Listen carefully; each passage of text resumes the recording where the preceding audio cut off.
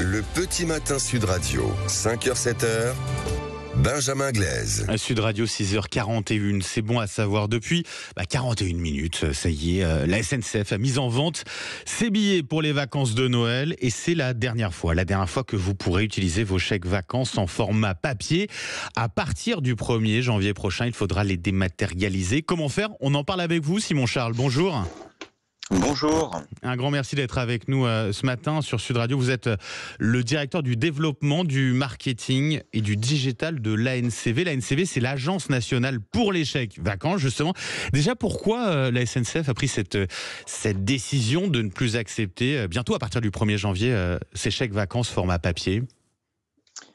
Alors, c'est une décision de la SNCF, donc le pourquoi, moi je ne sais pas, c'est leur stratégie numérique probablement. Vous y étiez favorable ou pas, en tout cas, Simon Charles, vous-même ? Mais nous, en fait, on a, pour accompagner ces mouvements de numérisation de nos marchands, on a dématérialisé notre chèque vacances, donc qui permet de vendre en ligne et d'être utilisé en ligne. Donc nous, on est prêts, en tout cas. Vous êtes prêts de votre côté.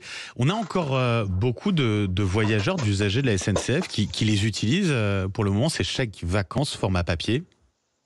Alors, avec le lancement du chèque vacances Connect, la version dématérialisée, il y en a de moins en moins. Enfin, il y a vraiment une progression très importante et très rapide de l'utilisation donc de la version dématérialisée à la SNCF. Néanmoins, il y en a encore quelques-uns qui utilisent les chèques vacances classiques, donc la version papier.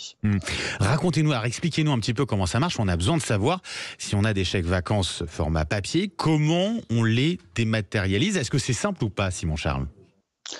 Alors, c'est pas très compliqué. Il y a deux possibilités. Donc, la première, celle qu'on préfère, c'est d'aller voir son CSE ou son employeur donc, qui nous achète les chèques vacances et de demander à pouvoir en bénéficier en chèque vacances Connect, donc cette version dématérialisée dans la de paiement.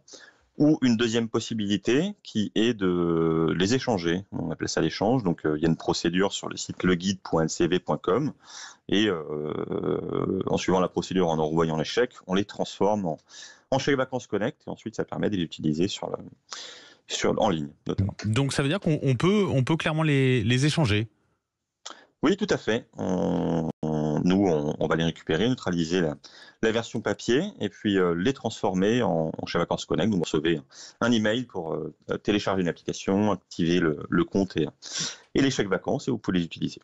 Donc ça veut dire qu'on vous les envoie via ce compte qu'on va créer du côté de la NCV ? Exactement. Exactement. Donc le chèque vacances Connect, c'est une app de paiement. Donc c'est une application sur le smartphone et c'est là où on va loger en fait les chèques vacances Connect et que vous pourrez ensuite les utiliser, notamment sur le site de la SNCF pour acheter les billets de train. C'est pas toujours simple. Alors je parle parce que ça me concerne aussi, mais c'est pas toujours simple de savoir comment faire pour numériser tout cela, pour gérer un petit peu la création d'un compte, ne serait-ce que ça. Est-ce qu'il y a un accompagnement qui est fait aussi à ce niveau-là pour aider les personnes qui sont un peu moins à l'aise sur Internet, sur l'ordinateur ?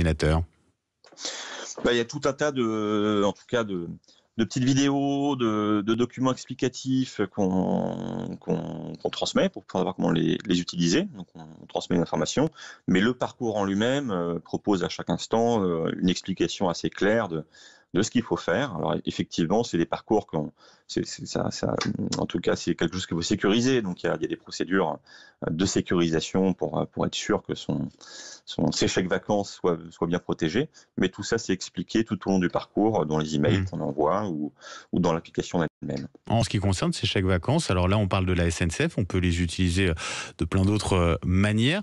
On a de plus en plus d'acteurs de professionnels du tourisme qui demandent une version dématérialisée de ces chèques vacances ? Ou on en est au début ?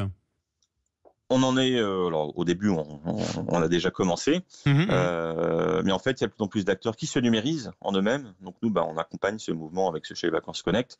Effectivement, le secteur du transport, c'est un secteur qui s'est numérisé depuis longtemps, mais on peut les utiliser dans d'autres secteurs comme l'hébergement qui s'est pas mal numérisé aussi, mais ensuite d'autres structures, on va dire les secteurs plutôt du tourisme et des loisirs ou de la restauration, ils commencent eux leur numérisation.